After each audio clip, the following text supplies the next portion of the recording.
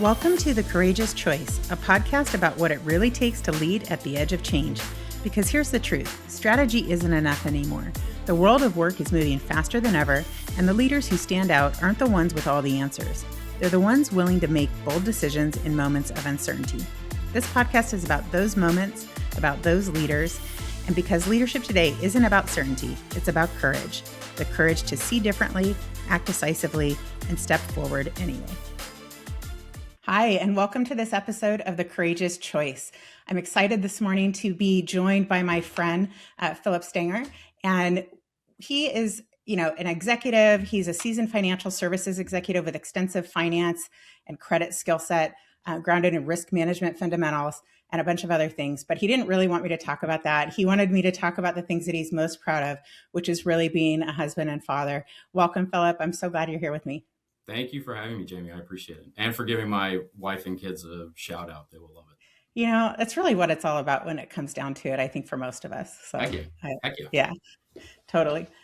Well, the reason that we are here to shape this conversation was because Phillip and I get the chance to work together. And as we were doing that and talking about evolution of leadership and our own experiences with all different kinds of organizations, we talked about, how fear shows up. We talked about the fear of not being liked and how that gets in the way often of people really being authentic and really connecting with people and really living in their strength, I guess, is kind of where we went with some of the conversation. And so I was like, we need to talk about this on the podcast because it's just something that I think I've seen great leaders screw this one up and erode trust in a way that it's really hard to come back from. So I'm excited to jump in. Anything you want to add? No, same. I forget who I was talking to recently, but culture is so hard to build and so easy to destroy. And leaders, in my past lives, have lost sight of that all the time, right? So I think it's a good thing to talk about. Awesome. All right. Well, let's jump in. So when you think about your earlier career, JP Morgan, Capital One, or even at the Fed, where you might have realized that trying to be liked was either getting in your own way or in the way of someone else that you were working with? Yeah. I have this very vivid memory of the first time, like the concept of being liked came up. I was working in financial services and I had actually grown this beard. And I remember my boss at the time told me, well, you will never go on a client engagement ever again. And so I remember at the time thinking well, that's a really odd thing to say. But, since then, it comes up all the time, right? Like you're not going to immediately gel with everybody that you bump into, that you work for, that you work with. Banking and financial services in particular is an industry where, those who are the most grizzled, I would say, are the ones who float to the top, which, by the way, is not always positively correlated with mental acuity, but that's a whole separate topic. But it's absolutely the case, right? And so I have run into it more times than I can count in my career. And I don't necessarily know that it's a bad thing. We've talked about this being disliked in general, but it's not something that's foreign, I think, if you've worked in those spaces. Yeah, I can even remember a time, I think I included this story in my book, but it was like it was a leader who she had dual reporting structure to two people who didn't get along. Yeah. And she was trying to kind of please both of them, but in that kind of showed up as not really having a strong point of view and kind of eroded their she just lost respect a little bit from them. And it just couldn't recover. And it wasn't because she really did anything wrong. They were the ones that were weird. But the lesson, because the next person who came in after her, had a major point of view and didn't really care whether they agreed or not. And she was just more effective. Right. And so I retain that as a lesson. I think the most dramatic example of that is that movie Office Space, right? Where the guy, what does he say? He's like, I missed a memo on this report and I've been told about it by 4 of my bosses or something. It happens frequently. And then you end up getting dragged into the politics of the moment, right? They serve nothing. So I think it's funny because you see it many places, including on film. Totally. And we can talk about this later, but for me, I think that noise that you're talking about, like the politics part of it, to me, when you look across organizations right now, is just, I just call it waste. You just see it Yeah, waste, yeah, yeah. and and people are less and less willing to kind of like deal with it. Well, It's interesting. rightfully too, right? Like I think there has Totally been this, rational.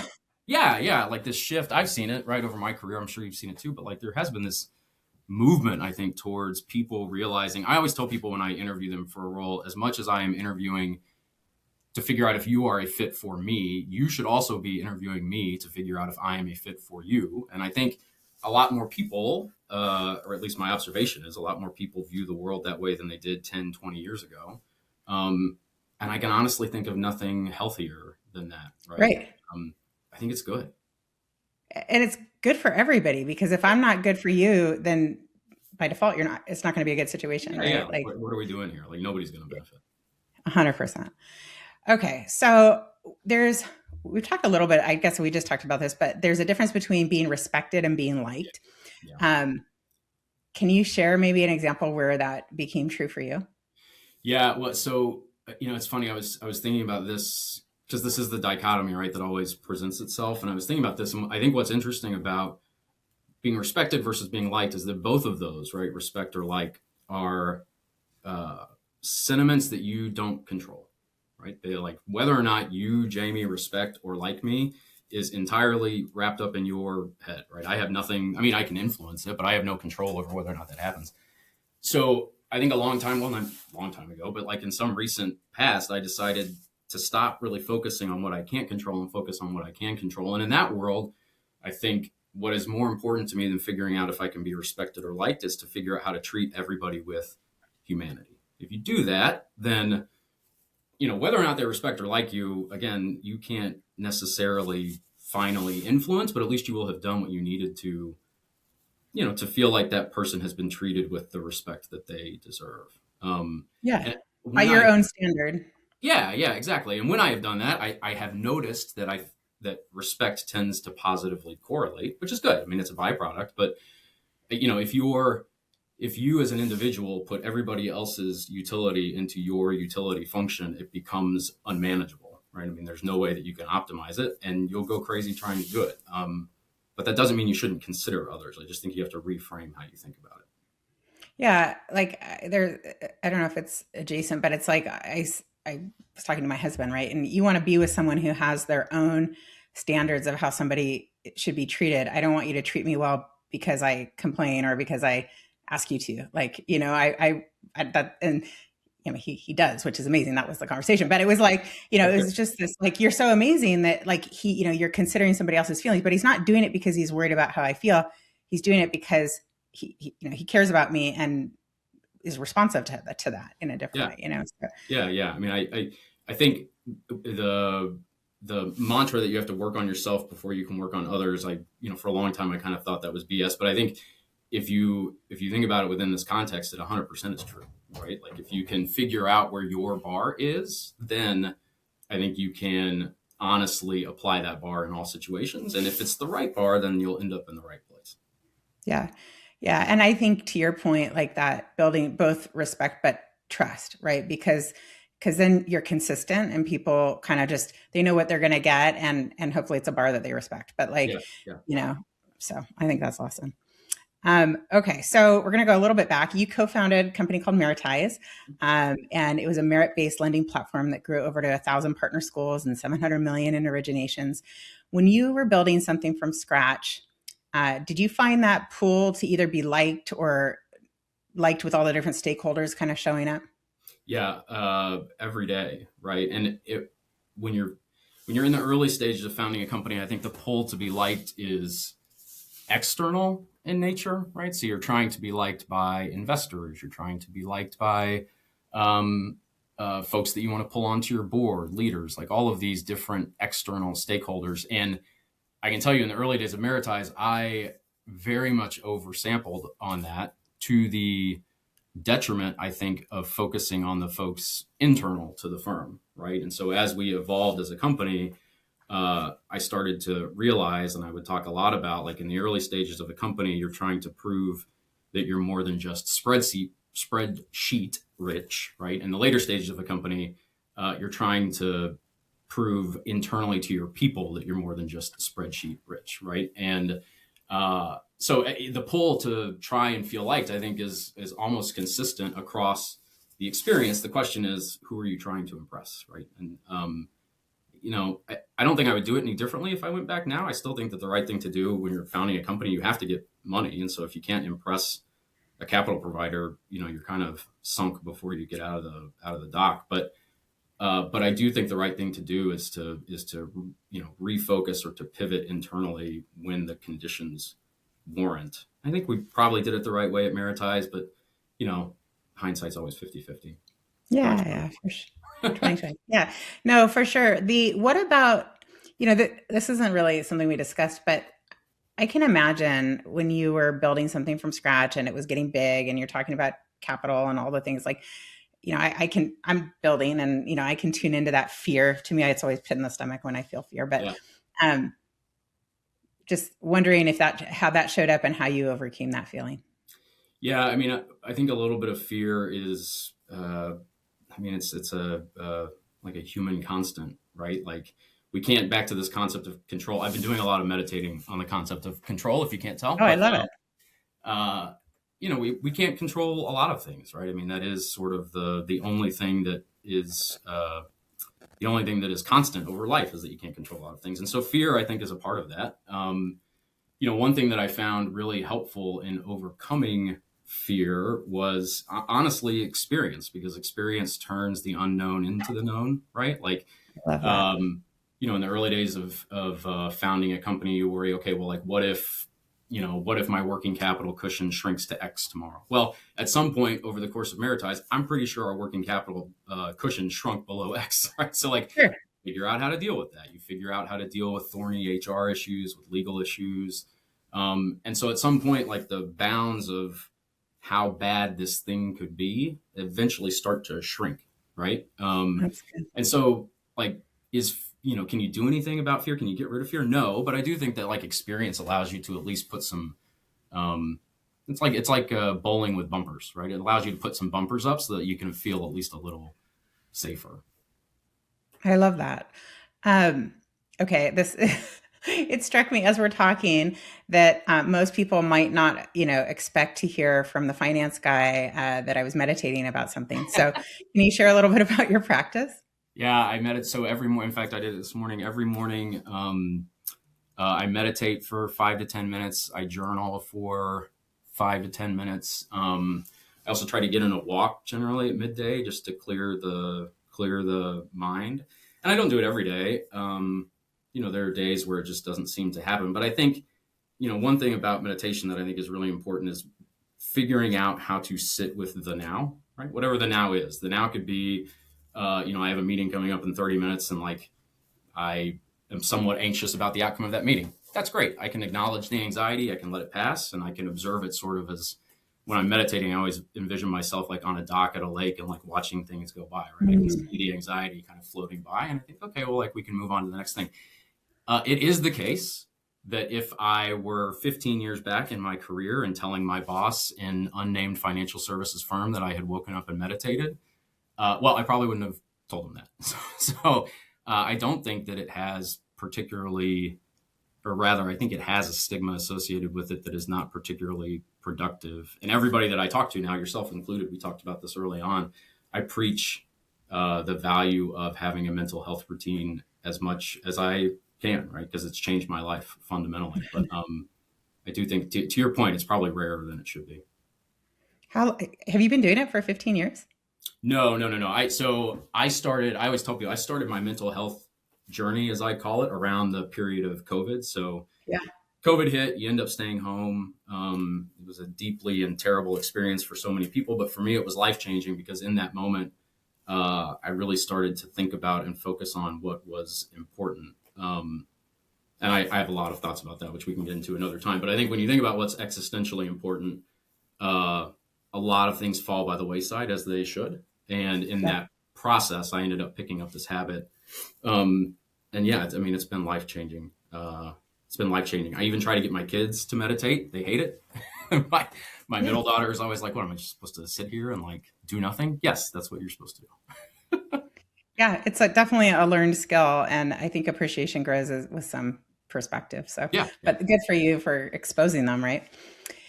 Okay, so as a leader or founder, we all have to make decisions that we know people aren't necessarily everyone's going to agree with, whatever stakeholder lens you're thinking through.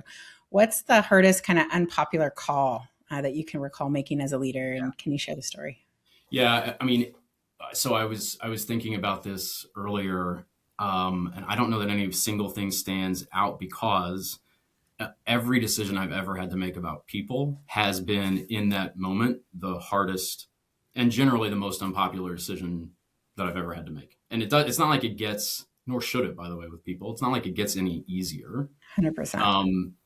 I've had to manage out people who weren't performing at a level that the firm thought was, particularly sufficient. I've had to execute reductions in force, and like whether it's one person or it's 15 people or what, like the sentiment is the same. And the best that I've found to be able to deal with it is, to be transparent. Here's what's happening, why it's happening, both to the impacted parties and to the people who are left, right? I mean, the impacted parties 100%. like clearly have the short end of the stick, not to downplay it, but the ones who are left are also dealing with their own reactions, emotions, et cetera. And I always like to say, like, reactions are reality, right? People have natural reactions to things and you can't discount those either. So being transparent about what's happening, and then also being clear about the fact that you own it, right? I think there's a not a push towards, right, but rather, sometimes there can be a desire to remove yourself from an unpopular decision, right? That's so and so is telling me, HR is telling me I have to do whatever. Yeah. Honestly, even giving myself feedback right now in the response that I gave about letting go of a poor performer, I'm just thinking about this now. I framed it in the context of the company not seeing their performance positively. I did, right? So like even myself right now, I'm trying to avoid it, right? Yeah. But if you can own it, I think it gives people a greater sense of trust, perhaps, right? I mean, any of those people decisions. Well, it's more honest. I mean, you're not doing it if you didn't think it was the right thing to do Right. Even if you were torn or conflicted or whatever, you're still doing it, right? So Exactly. And it's not fair to put those decisions on anyone else. I talk, I don't know if you've ever read Oscar Wilde or the picture of Dorian Gray, the portrait of Dorian Gray, but there's this concept that he does all these terrible things and then they get like, dumped onto his portrait, right? But he retains this like beautiful facade. I think about that a lot as a leader, right? There's a lot of stuff that gets dumped on you, but you need to maintain a certain facade. And I'm not saying that facade needs to always be particularly well polished or, ignorant of the realities of the situation or how people feel about it. But at a minimum, you need to make clear that you own it, not anybody else. Yeah, I think, today more than ever, it's probably always been true, but there's just a deep need for real leadership, right? And it shouldn't be that hard, but I think, many of us have kind of, or I'll see across clients, there'll be cultures, especially through and after COVID, we kind of leaned into what people say, we have a really nice culture. But often that's code for like, we avoid difficult conversations. We, think everything is conflict. We're being so nice that we don't actually give real feedback. And now we're super dysfunctional, and it shows up in this way that isn't very nice. So that's kind of interesting. Yeah, 100%.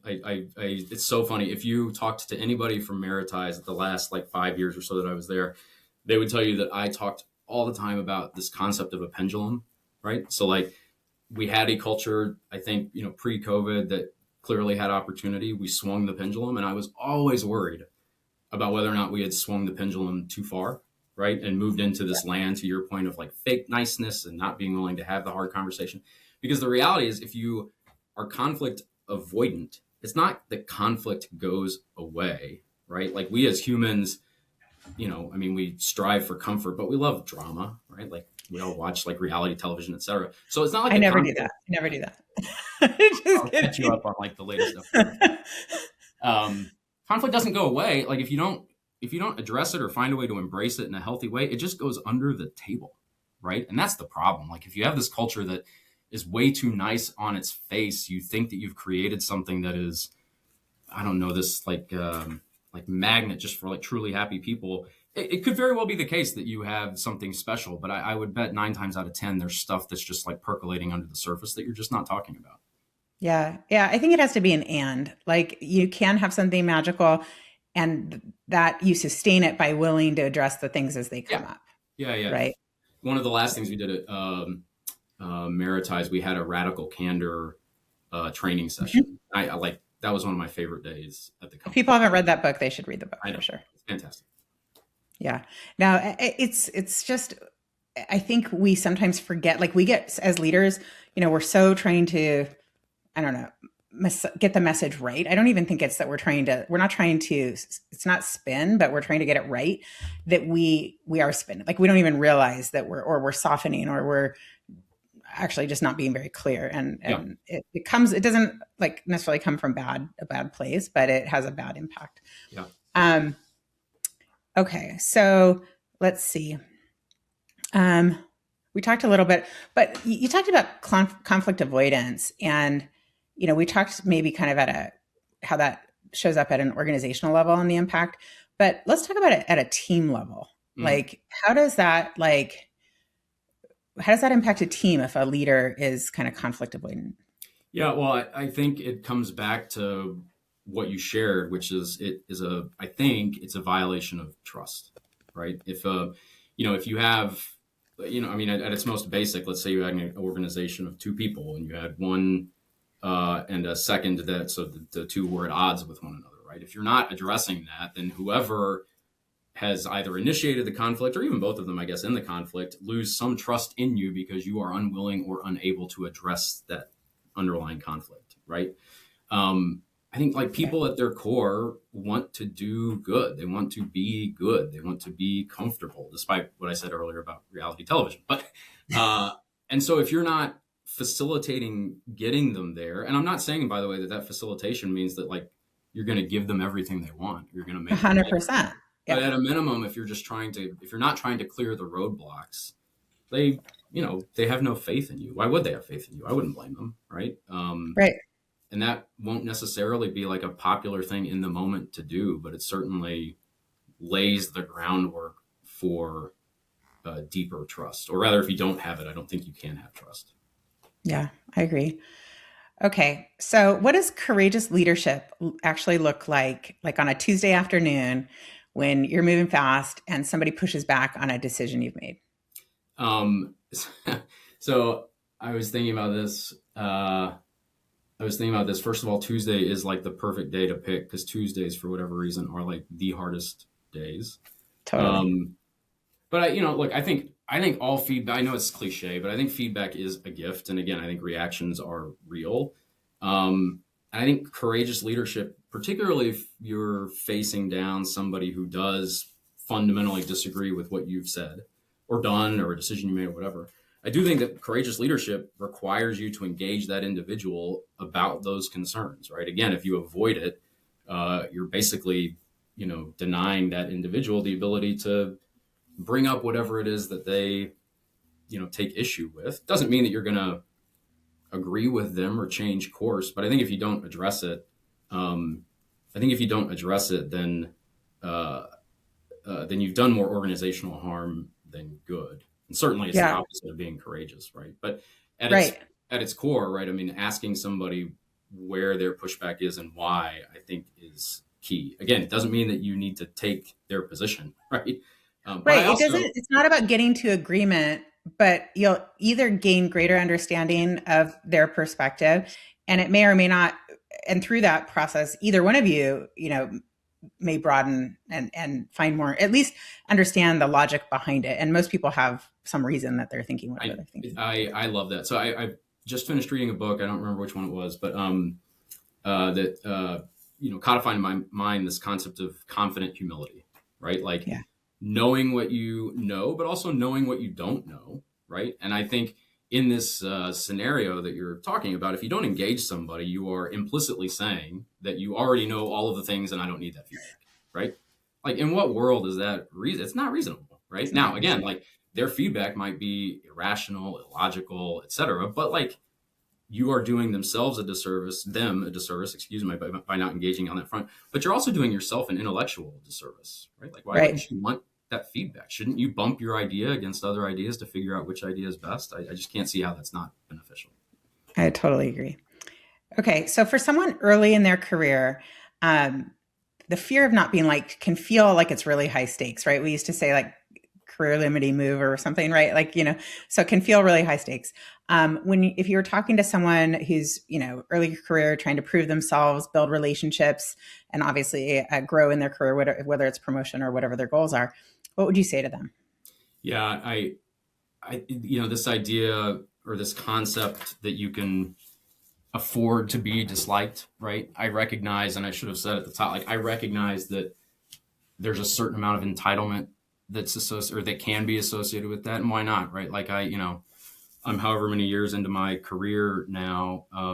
There might be some world in which I can afford to be disliked, and others can't, and that's real feedback for me, frankly, to think about and chew on. I would say, again, like whether you're liked or you're disliked or respected or not respected, all of those things sit within the minds of others, and you can't control them. What you can control is yourself, right? And I think when I talk about the courage to be disliked, I'm stealing a title of a book, obviously, but or just you want to be disliked or you're willing to be disliked. I think really what I'm saying is you're willing to be yourself, whatever that is.